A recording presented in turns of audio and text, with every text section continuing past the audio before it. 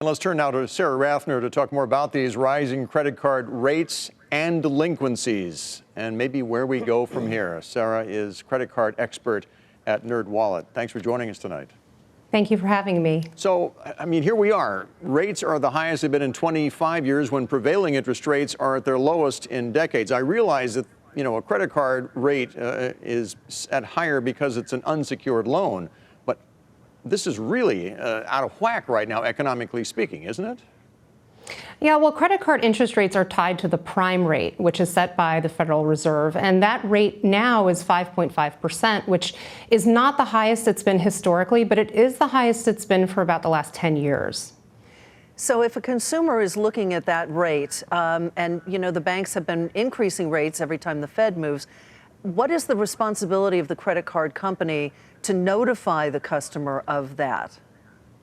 Well, ordinarily, a credit card company has to notify consumers within 45 days of an interest rate increase. But if the interest rate increase is due to an increase in the prime rate, the credit card issuer does not have to notify the consumer about that. Are they going much higher? What do you think?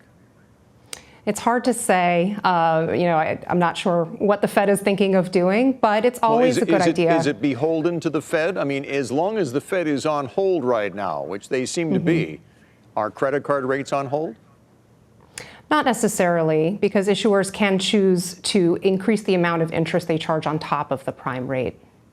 What about the delinquencies that among the millennial investor and the millennial consumer? Why are those delinquency rates higher?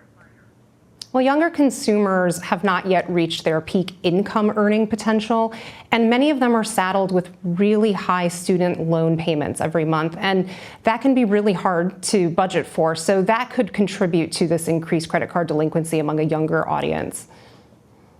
Can you get a lower rate if you do some shopping? What do you think? Is that a viable alternative right now? It always pays to shop around with all financial products, and credit cards are not any exception.